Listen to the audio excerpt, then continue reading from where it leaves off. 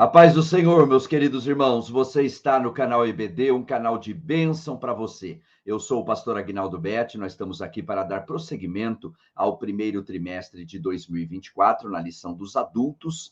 Estamos estudando o corpo de Cristo, origem, natureza e vocação da igreja no mundo. Nós chegamos agora à nossa lição número 11, as 10 videoaulas anteriores estão disponíveis aqui no canal EBD, agrupadas em uma playlist, numa biblioteca, facilitando para você a localização. E você que já tem nos acompanhado, muito bem-vindo a mais essa aula. Você que porventura esteja chegando agora, conhecendo agora o canal EBD, é muito bem-vindo também. A revista que estamos utilizando dentro desse trimestre é essa que aparece agora para você. Se você tem essa revista, nos acompanhe de posse dela, da sua Bíblia, papel, caneta, para fazer todas as devidas anotações. Já apresentando a você a revista do próximo trimestre, segundo trimestre de 2024, a revista Lições Bíblicas Adultos estará estudando a carreira que nos está proposta, o caminho da salvação, santidade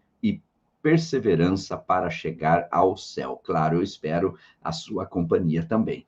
A lição de hoje, a lição 11, ela tem data de 17 de março de 2024. O assunto que vamos estar abordando, desenvolvendo, o culto da igreja cristã. É uma lição que tem como texto áureo, 1 aos Coríntios 14, 26. Que fareis, pois, irmãos? Quando vos ajuntais, cada um de vós tem salmo, tem doutrina, tem revelação, tem língua, tem interpretação, faça-se tudo para edificação. Esses elementos estão presentes no culto pentecostal, nós vamos abordar isso no último tópico, lembrando que estamos no culto não primeiramente para receber, mas para entregar o nosso culto a Deus. E nós vamos ter como verdade prática, o culto é uma sublime forma de expressarmos em adoração e louvor. No desenvolvimento da aula, nós vamos mostrar qual a diferença entre louvor e adoração e citar uma importante referência bíblica. Fique preparado para anotá-la, como as demais que não constam aqui da revista, mas trazemos para enriquecer a aula. Gratidão. Sempre mencionamos que Jesus abençoou 10 leprosos e um voltou para agradecer. Então, está aí a proporção. Para cada 10 abençoados, tem um agradecido. Eu quero ser um deles. Será que do outro lado aí tem alguém? Amém? E total rendição nos nossos cultos, que é o nosso tema, culto da igreja cristã, nós levantamos as mãos, uma das mãos, algumas vezes as duas mãos. O que significa o ato de levantar as mãos? Rendição. Vamos abordar essa questão também no desenvolvimento da aula, que tem como leitura bíblica em classe Efésios 5, do 15 ao 21. Muito importante você estar fazendo essa leitura, e nós aqui já concluindo agora a parte introdutória. Nesta lição, vamos estudar o culto cristão sob diferentes aspectos, pois precisamos conhecê-lo em sua natureza. Está aí a parte introdutória. É hora, então, de nós adentrarmos aos nossos tópicos, com seus subtópicos, e resumi-los de uma forma clara, prática, bem objetiva, como sempre fazemos. Se tudo isso já está sendo bênção na sua vida, aqui embaixo desse vídeo tem um like, um joinha, um gostei. Não deixe de clicar aqui como forma de gratidão, compartilhar, ser um inscrito no canal EBD, ativar o sininho, escolher todas para que receba de primeira mão as atualizações semanais, e deixe o seu comentário aqui na timeline do YouTube também. Nós lemos todos os comentários. Vamos ao tópico 1, a natureza do culto.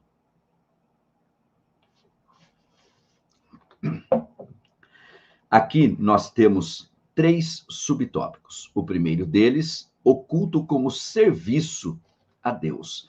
Nós retornamos a semana passada dos Estados Unidos, onde estivemos mais uma vez ministrando, querendo Deus, retornamos à América agora no próximo mês de abril, o próximo mês, e nos Estados Unidos, os cultos nas igrejas americanas, o nome que ele recebe é service, que significa o quê? Exatamente isso, serviço. E é disso que trata o nosso primeiro subtópico, o culto como serviço a Deus. E aqui temos a seguinte leitura. Na Bíblia, o culto é mostrado como um serviço, isto é, uma vida entregue e consagrada a Deus. Por isso, mencionamos na fala introdutória que não estamos ali no culto primeiramente para receber, mas para entregar o nosso culto a Deus. nós conhecemos uma das pessoas que pastoreamos ao longo dos 20 anos de pastorado, pastoreando os setores na Assembleia de Deus em Campinas, São Paulo. Uma das pessoas que pastoreamos um dia nos compartilhou uma experiência que ela estava no momento de oração, no seu devocional diário, e na sua oração disse: Senhor, dá-me mais de ti.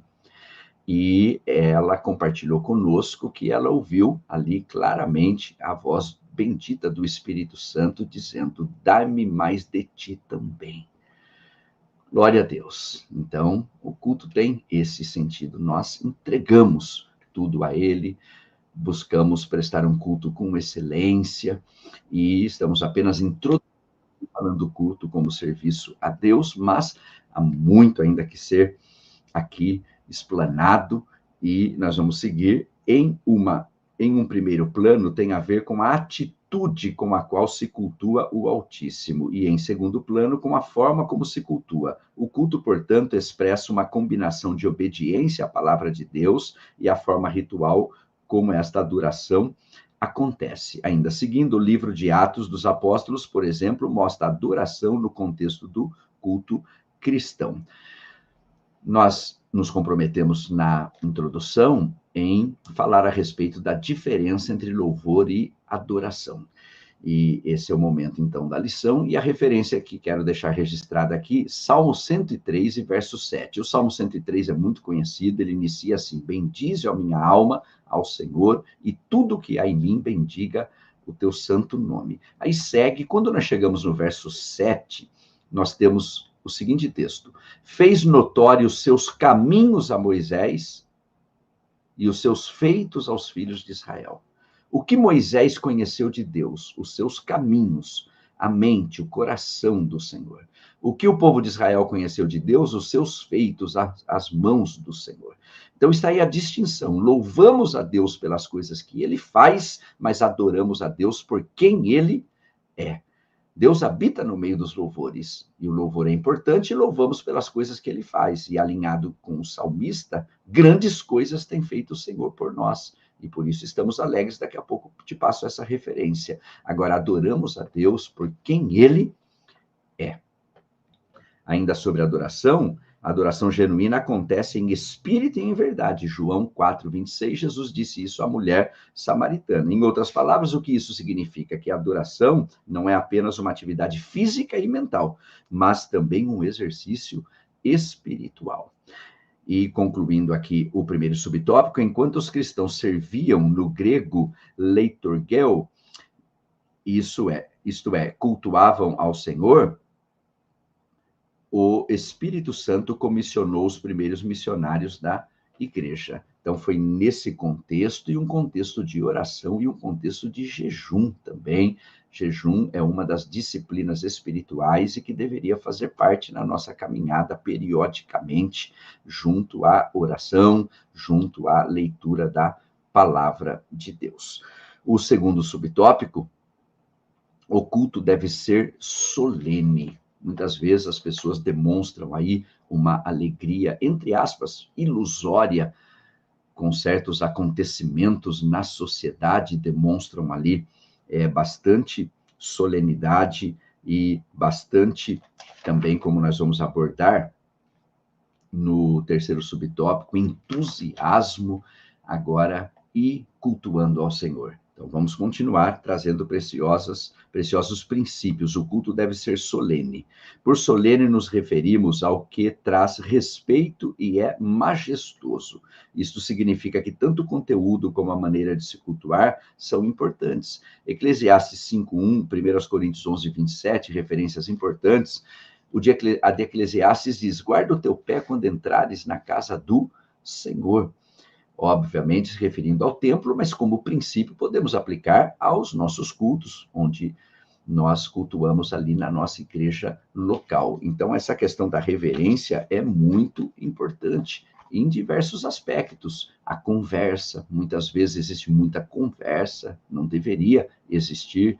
As pessoas deveriam estar orando em espírito durante todo o culto, bastante atento a tudo que acontece, louvar junto. Deus habita no meio dos louvores do seu povo, o ato de levantar as mãos, significando rendição, redobrada atenção à ministração da palavra, que nós vamos trabalhar no próximo tópico aqui também, mas muitas vezes existem conversas paralelas ali que prejudicam bastante o andamento do culto. Algumas vezes essas conversas estão presentes até no púlpito, e isso é um problema sério, porque as pessoas estão olhando para nós, e nós poderíamos estar dando ali um mau testemunho, um mau exemplo. Então, entre outras coisas, envolve a questão da reverência, o que estamos aqui abordando. Podemos ainda acrescentar uma andação constante também. Isso é bastante prejudicial, e são coisas para ser abordadas aqui nessa aula, não no intuito de julgar alguém especificamente ou um lugar,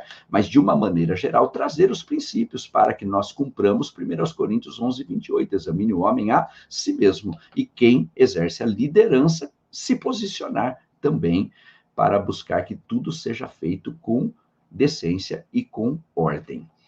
Vamos avançar? Por isso, o culto não pode ser destituído de significado nem realizado de qualquer jeito. Não por acaso o apóstolo Paulo expõe princípios, e é disso que nós estamos tratando aqui, são os princípios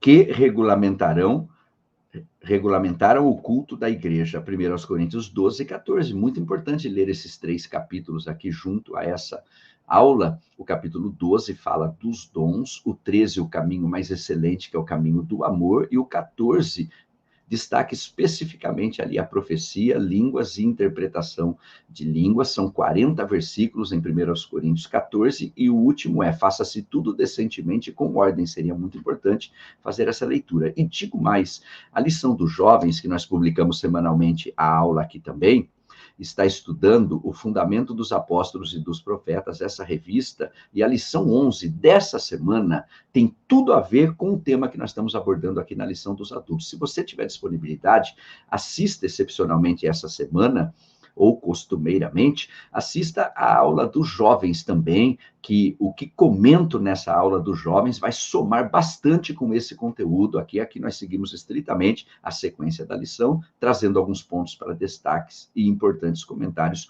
com as devidas referências bíblicas.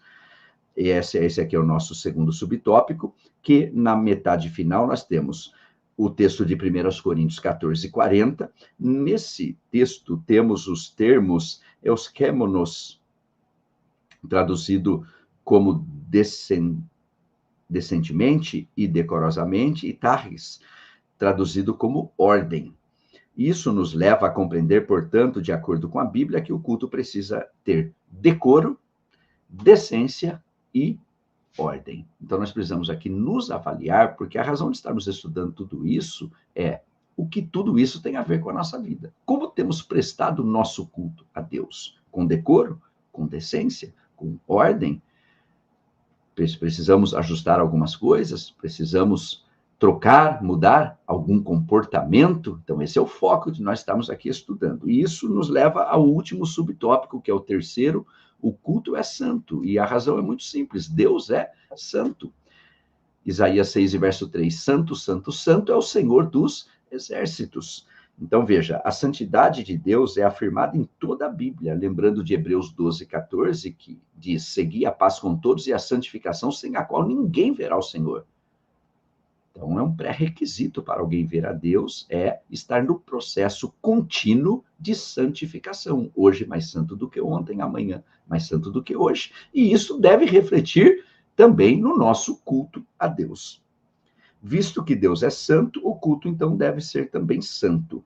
Na metade final, nós temos a igreja, o espaço sacro ou santo, onde o culto acontece. Obviamente, nós somos sabedores que nós somos a igreja. 1 Coríntios 3,16, 1 Coríntios 6,19, não sabeis vós que sois o templo do Espírito Santo que habita em vós? Agora, onde estiverem 2 ou 3 reunidos em meu nome, estou eu no meio de vós. E a igreja, que deve viver em comunhão, valorizar a comunhão com os irmãos, se reúne num determinado lugar. Esse local também tem a sua importância, foi consagrado ali para que ali sejam realizados cultos a Deus. Assim como no Antigo Testamento, o culto cristão também não deve ser profanado. Nesse caso, tanto a conduta como o modo de viver, são levados em conta na esfera do culto. Nós oferecemos muitas coisas nos cultos ali, mas devemos lembrar de Caim e Abel, e Deus recebeu a oferta de Abel, mas não recebeu a de Caim. Qual a razão? A principal razão é que Deus, antes de receber a oferta, recebe o ofertante. Todas as coisas estão nuas e patentes diante daquele com quem temos que tratar. E ele conhece o nosso coração e tudo o que está acontecendo ali no culto e o nosso comportamento, se tudo aquilo é verdadeiro ou não é verdadeiro. Então, ele recebe primeiro o ofertante, depois a oferta. Isso está alinhado, e você deve anotar para concluirmos aqui, Mateus 15:8, que é uma citação de Isaías 29:13. Este povo honra-me com os lábios, mas o seu coração está longe de mim. Quantas vezes isso acontece num culto? Há coisas que enchem os olhos humanos, mas não enchem os olhos de Deus. Há coisas que são desprezíveis aos olhos humanos, mas enchem os olhos de Deus. Então, o nosso culto nós oferecemos a Deus, que é aquele que conhece a sinceridade, a verdade do nosso coração. O segundo tópico já está aí, o propósito do culto. São 3 subtópicos aqui também. O primeiro, claro, o propósito do culto é glorificar a Deus. Paulo disse, quer comais, quer bebais, ou façais qualquer outra coisa, fazei tudo para a glória de Deus. O culto é uma celebração que se faz a Deus. Celebramos a grandeza de Deus e seus poderosos feitos. E me comprometi também em passar a referência que o salmista disse, grandes coisas tem feito o Senhor por nós e por isso estamos alegres. A referência é Salmo 126, verso 3, quando temos aqui na revista, celebramos a grandeza de Deus, seus poderosos feitos, e grandes coisas tem feito o Senhor por nós. Isso tem sido uma realidade na sua vida? Você pode glorificar a Ele agora, nesse exato momento? Estamos no subtópico, glorificar a Deus. Ainda temos aqui na sequência, assim o culto é uma celebração pelo que Deus é e pelo que Ele faz. Foi a distinção que nós fizemos no Salmo 103, verso 7. Olha, glorificar a Deus pelo que Ele é e pelo que Ele faz. Louvamos a Deus pelas coisas que Ele faz e adoramos a Deus por quem Ele é. Nesse aspecto, o culto é sempre cristocêntrico, nunca antropocêntrico. Quando estamos falando aqui de culto, é importante agora esse ponto da lição, culto cristocêntrico, não antropocêntrico. Está presente também na liturgia do culto a música. E há que se dar muita atenção o tipo da música presente no culto e a quem está alçado ali de liderar isso, de orientar concernente a isso. O salmista disse, cantai ao Senhor. Só pode ser chamado de louvor o que é na vertical. Cantar ao Senhor. Hoje, muito do que se faz é cantar ao povo do Senhor, na horizontal. Então, numa lição que fala sobre culto, é importante tratar dessa questão. Hoje, muito, falando de uma maneira geral que se há, é antropocêntrico. Canta-se muito, eu sou. Na geração passada, cantávamos muito, tu és. Quantos aí que estão conosco agora na aula já louvaram a Deus? Tu és fiel, Senhor. Nós cantávamos muito, tu és. Cristocêntrico. Hoje se canta muito, eu sou. Antropocêntrico. Então, há algumas coisas que precisam ser dado muita atenção nesse aspecto da música. Mas antes de ocorrer uma transformação na música, precisa ocorrer uma transformação, eu estou me referindo à música presente na liturgia do culto, transformação nos púlpitos, porque o que se canta numa geração é o que se prega numa geração. Na geração passada, nós pregávamos Jesus Cristo salva, cura, batiza no Espírito Santo, em breve voltará. O que cantávamos? Rude cruz se erigiu, tu és fiel, Senhor. Então, quando a pregação muda, a música muda também. Precisamos dar muita atenção. Vamos ainda procurar acrescentar algo na continuidade da lição, mas falando sobre esse ponto, esse aspecto, um último ponto aqui, hoje, pelo menos no meu entendimento, é a maneira que eu entendo muitas músicas chamadas cristãs, chamando a Deus de você. Eu não apoio isso, não compartilho disso. As próprias autoridades aqui, pense num juiz, por exemplo, o respeito, e é devido esse respeito, claro, os nomes que são utilizados, aí quando vamos falar a respeito do Deus Criador de todas as coisas, do céu e da terra, podemos ter uma intimidade com ele, lhe chamando de Pai, mas com o devido respeito que ele merece. Então, são coisas importantes para nós estarmos tratando aqui, como estamos fazendo. Vamos avançar? A parte final do primeiro subtópico: se Deus não é celebrado, se ele não é glorificado, então o culto perdeu o real sentido. Vamos colocar esse último comentário para avançar para o segundo subtópico. O culto não é para o nosso irmão, o culto é para Deus. E já deixamos claro que só ele, e ele enxerga o nosso íntimo, o Cristo ressurreto de Apocalipse 1, seus olhos são como chamas de fogo, ou seja, penetra a intimidade. Então temos que dar muita atenção e ter uma cautela em julgar o nosso irmão e o culto que ele está oferecendo a Deus. Por exemplo, há pessoas que têm temperamentos extrovertidos, e quando o Espírito Santo está se manifestando ali, ele extravasa ali numa alegria, levanta uma das mãos, as duas mãos, fica em pé, caminha. E uma pessoa que tem um temperamento mais introvertido, olha isso e diz: não sei se precisava de tudo isso. Ora, mas aquele culto não é para você, não é para mim, é para Deus, e só Deus pode julgar se aquilo tudo está sendo sincero e verdadeiro. Por outro lado, pessoas que têm um temperamento mais introvertido, e quando o Espírito Santo se manifesta, ele se fecha ali naquele mundinho dele, fica desfrutando da glória, da presença do Senhor, e aí aquela pessoa que tem um temperamento mais extrovertido pensa algo assim: o fogo pegando esse friozão aí desse jeito, será que é friozão? O culto desse introvertido não é para você, não é para mim, é para Deus. Então, no culto, nós temos que dar atenção se nós estamos oferecendo o nosso melhor culto a Deus. E Deus saberá avaliar o nosso culto e receber ou não, assim como do nosso irmão que está do nosso lado e presente nesse mesmo culto. Amém?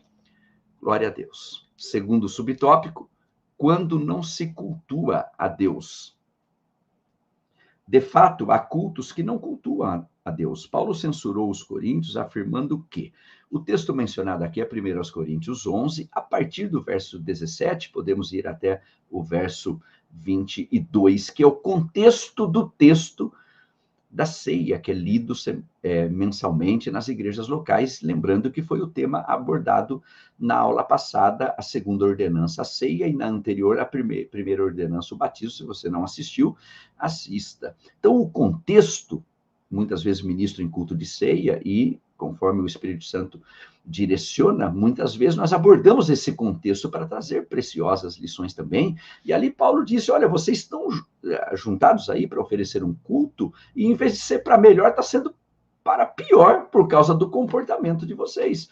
Obviamente, na igreja primitiva havia uma festa chamada Ágape, a festa do amor. Comes e bebes estavam envolvidos ali, isso que precisa entendermos para compreender esse contexto. Mas a lição para nós, no ponto que nós estamos aqui, é que estavam reunidos para oferecer um culto, ao invés de ser para melhor, era para pior, por causa do comportamento ali no culto. Então, essa é a grande lição aqui. Era como se dissesse: o que vocês estão se lembrando não é ceia. Paulo falando aos coríntios. Não era um culto o que eles estavam fazendo, não daquela maneira. Por isso, o confronto aqui nessa aula, em eu e você avaliarmos o culto, os cultos que estamos oferecendo a Deus. E o terceiro subtópico está aqui: edificar a igreja. Um dos propósitos principais do culto é trazer edificação à igreja. Assim, na esfera do culto, tudo deve buscar a edificação. Veja 1 Coríntios 4, 14 e verso 26. O verbo grego oikodomeu, traduzido como edificar, ocorre 40 vezes no Novo Testamento, enquanto o substantivo oikodome, traduzido como edificação, ocorre 18 vezes. O sentido é de algo que está sendo construído, como na parábola da casa edificada sobre a rocha. Vamos concluir a leitura. Ele e ela ele é usado muitas vezes no contexto do culto. O fato mais claro de que um dos propósitos do culto é trazer edificação para a igreja está revelado no capítulo 14 de 1 aos Coríntios. Por isso, incentivei você a fazer a leitura dos 40 versículos, relembrando que o último diz, faça-se tudo decentemente e com ordem. Então, essa questão aqui de tudo ser para a edificação, num culto nós podemos ter manifestações de uma de três origens. Deus, o inimigo ou a emoção humana. Como lidar com essas três questões? Esse comentário é muito importante aqui, concluindo o terceiro subtópico. Se é Deus, se é o Espírito Santo, pode até fugir da liturgia tradicional do culto, mas se foi o Espírito Santo, fará bem e trará edificação. Então, existe a liturgia tradicional do culto. O Espírito Santo pode, em determinado culto, mover ali de uma forma diferente, que saia da liturgia tradicional, mas se foi o Espírito Santo, fará bem e trará edificação. Porque o Espírito Santo não vai inspirar Paulo escrever, faça-se tudo decentemente e com ordem, e quando operar, causar desordem. Então, se é de Deus, é bem-vindo. Se é por parte do maligno, expulsar em nome de Jesus, obviamente. Agora, pode ser a emoção humana. E aí, como se lida com essa questão? Ensino. O ensino genuinamente bíblico, a Bíblia tem orientação para todas as áreas. Capítulo 14 de Coríntios são orientações concernentes aos dons espirituais num culto, numa igreja local de Corinto, e os princípios valem para a igreja em todas as épocas. Aos Efésios, ele falou dos dons ministeriais que existem para quê? Para a edificação, também para o aperfeiçoamento dos santos. São santos, mas não são perfeitos. Então, se é a emoção humana, ensina-se a palavra. E o ensino vai colocando cada coisa no seu devido lugar. Amém?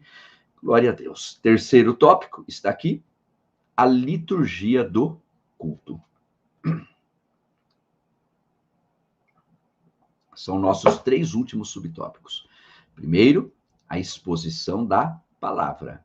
A exposição da palavra e o tempo para a exposição da palavra deve ter prioridade na liturgia, nos nossos cultos. Veja, o movimento pentecostal tem firmado seu compromisso com a autoridade da Bíblia para governar toda a crença, experiência e prática única. Nossa única regra de fé, de conduta. Esse terceiro tópico aqui, seria interessante você dar uma olhada na nossa declaração de fé, principalmente na página 145, sobre o tema que estamos abordando nesse último tópico aqui. Se você não tem um exemplar, fica aqui um incentivo de você adquirir um exemplar da nossa declaração de fé. Tudo que ensinamos aqui está totalmente alinhado com a palavra de Deus, obviamente, alinhado com a nossa, também, obviamente, declaração de fé. Na sequência, nós temos o seguinte: a Bíblia como autoridade para governar toda a crença, experiência e prática. Dessa forma, os pentecostais viram a necessidade de julgar o mérito de todo ensino, manifestações espirituais e conduta à luz da palavra objetiva e revelada de Deus, a Bíblia. Nós temos um texto muito conhecido, 2 Timóteo 4:2, que Paulo disse ao seu filho na fé, Timóteo, prega a palavra, e nós estamos falando sobre a exposição da palavra, aqui especialmente no ambiente de culto. Esse fato mostra que a leitura e a exposição da Bíblia devem ocupar o lugar de primazia na dinâmica da liturgia do culto. Isso é muito importante, mas alguns destaques aqui. Nós falamos do compromisso e autoridade com a palavra. Quem prega compromisso atrai gente compromissada. Confira João 6, versos 67 e 68. Jesus trouxe um sermão: quem não comer da minha carne e não beber do meu sangue não tem parte comigo. Havia uma multidão, e se você conferir lá, vai ver que o povo começou a ir embora, ficaram só os 12. A lógica humana seria Jesus olhar para os 12 e dizer, vou trocar a mensagem, porque daqui a pouco não fico nem com esses 12. Incrivelmente, ele olhou para os 12 e disse, vocês não querem ir embora também? Como quem diz, não vou massagear o ego de vocês. Eu sou o caminho, a verdade. Orou o Pai, santifica-os na verdade, a tua palavra é a verdade. João 17, 17. Então, a verdade e o compromisso com a verdade. Quem prega compromisso atrai gente compromissada. Foi nessa ocasião que Pedro tomou a palavra e disse, mas para quem? Não é para o quê? Para quem iremos nós, se só tu tens a palavra da vida eterna? Glória a Deus.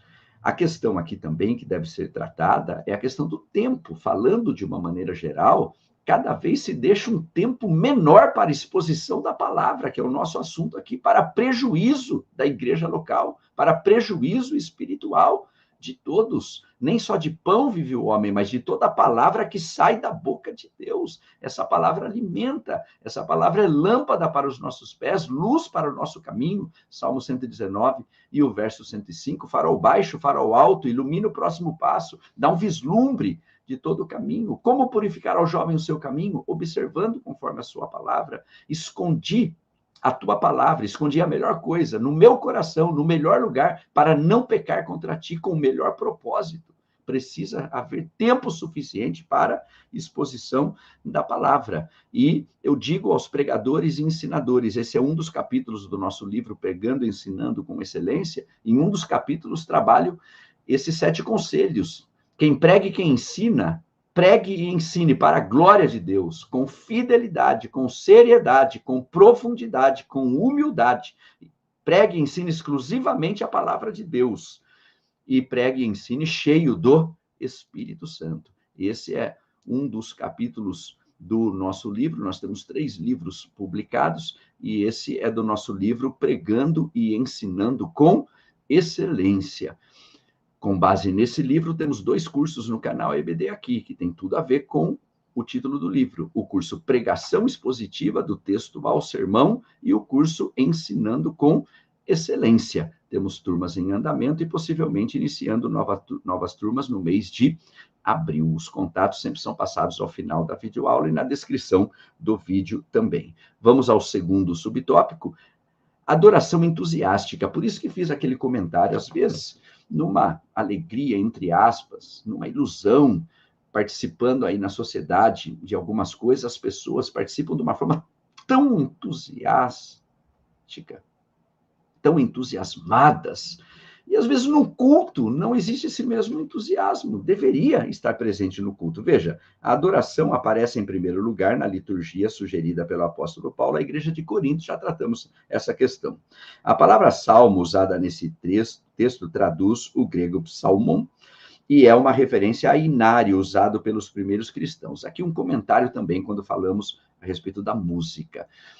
De uma maneira geral, também, sempre a maneira que expomos aqui é de uma maneira geral, o foco não é julgamento, o foco é ensinamento, confronto para uma boa causa, para nos despertar para alguns aspectos. Em alguns lugares tem, eu estou me referindo especificamente, isso aqui é uma lição da CPAD, Casa Publicadora das Assembleias de Deus, estou falando principalmente, mas não só, porque muitas pessoas de outras denominações estão conosco aqui, semanalmente no canal IBD, e eu valorizo muito essas pessoas que estão aqui, porque levam a sério o ensino da palavra de Deus e estão num canal sério, bíblico, totalmente cristocêntrico. Em alguns lugares têm sido desprezados os hinos da harpa cristã. Eu não vejo isso com bons olhos, porque os mais belos hinos e poesias foram escritos em tribulação. Unção não fica velha, senão a Bíblia estaria ultrapassada. E a Bíblia não é antiga nem moderna, ela é eterna, ela é a palavra de Deus inspirada pelo Espírito Santo. E há hinos que foram inspirados pelo Espírito Santo e que tem uma história por trás desse hino. Assim são os hinos da harpa cristã. Então fica um incentivo aqui. Eu canto todos os dias 3 hinos da harpa cristã, não digo que isso é modelo para ninguém, nenhum mandamento, isso é uma coisa minha, pessoal. Viajo o tempo todo junto à minha esposa, o Brasil todo, até o momento 19 países, mas em todo hotel que nos hospedamos, temos um momento devocional, cantamos ali 3 hinos da harpa cristã, porque valorizamos muito isso. Sabemos que isso é importante. Ali tem uma mensagem, estamos sendo edificados quando nos comportamos dessa maneira. Então fica aqui o incentivo também em, se pode ter grupos de louvores, ali tem período de louvor congregacional, não é contra nada disso que estamos falando, e hinos que não pertencem ao inário, mas no nosso entendimento, sem abandonar os hinos da nossa harpa cristã, que é uma identidade assembleiana. Algo para refletir. Muito bem. nós temos, concluindo o segundo subtópico, não há dúvida de que a adoração na igreja primitiva era entusiástica, tinha vida. Isso porque Paulo se refere a cristãos cheios do Espírito que se reuniam para adorar. E o terceiro e último subtópico está aqui, o lugar da adoração no culto pentecostal. Aqui temos que desde o começo os pentecostais, na metade do comentário, foram conhecidos no mundo todo pelas reuniões de cultos alegres e ruidosas. Isso era visto nas reuniões de oração, nas quais todos os presentes, coletivo e eloquentemente, derramavam o coração perante Deus em oração e louvor. Isso também acontece no levantar as mãos, que já disse que significa rendição, esse ato, como resposta à percepção de que Deus se faz presente. Faz parte também da liturgia pentecostal louvar a Deus em alta voz e exercitar os dons espirituais durante o culto. Tudo isso com decência e ordem. Amém? Glória a Deus. Está aí a nossa aula número 11. Se abençoou a sua vida, trazendo crescimento espiritual, fornecendo ferramentas para o exercício do magistério cristão, deixe seu like, compartilhe, se inscreva no canal, ative o sininho, escolha todas e deixe o seu comentário, seu breve testemunho aqui na timeline do YouTube. Nós lemos todos os comentários. Antes de ministrar uma bênção concluindo a aula, nós queremos deixar registrado um forte abraço. Assim que retornamos da América, já fomos para o estado de Minas Gerais e ali ministramos na sede da Assembleia de Deus em Santa Rita do Sapucaí, Minas Gerais, o seminário de EBD e também no culto de ceia. Forte abraço ao querido casal, pastor Ricardo Ribeiro, a sua esposa, a irmã Ivanilda, a toda a querida igreja, a minha esposa Eliane sempre nos acompanha aí nos eventos, quando é de casais, família, inclusive ministra junto. Olha, uma excelente participação de toda a igreja, tempo de comunhão, tempo de investimento, de crescimento na graça e conhecimento do Senhor Jesus Cristo. E foi uma alegria muito grande para nós estar aí e conhecer diversos irmãos, rever tantos outros. E também quero deixar registrada a nossa saudação aqui. Nós tivemos ali uma caravana presente da cidade vizinha, da Assembleia de Deus de Pouso Alegre. Aí estão diversos irmãos de Pouso Alegre. Foi uma alegria muito grande conhecer os irmãos mais de perto, ter os irmãos nesse seminário de EBD e, obviamente, o Senhor assim dirigindo e preparando oportunidade para estar com os amados em Pouso Alegre será também uma alegria.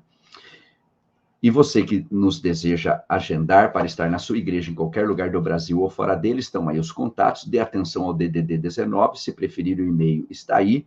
Querendo Deus, estaremos ministrando no culto da família na de Belém, Olambra, São Paulo, Encontro de Casais de Sorocaba, São Paulo, 10º Simpósio de EBD na de Belém, Vila Helena, Sorocaba, São Paulo, Semana da Família de Belém, Florencio 1, Campinas, São Paulo, Encontro de Casais e Conferência de EBD AD em Tumbiara, Estado de Goiás, Seminário de Líderes e Professores de EBD na sede da AD em São Bernardo do Campo, São Paulo, Escola Bíblica de Obreiros e Membros na AD Ipiranga, Penápolis, São Paulo, Família na sede da AD Belém, Valinho, São Paulo. Os meses de abril e maio, querendo Deus, serão mais uma nova temporada de ministrações nos Estados Unidos e, querendo Deus, uma parte do mês de maio, também uma temporada de ministrações no Japão.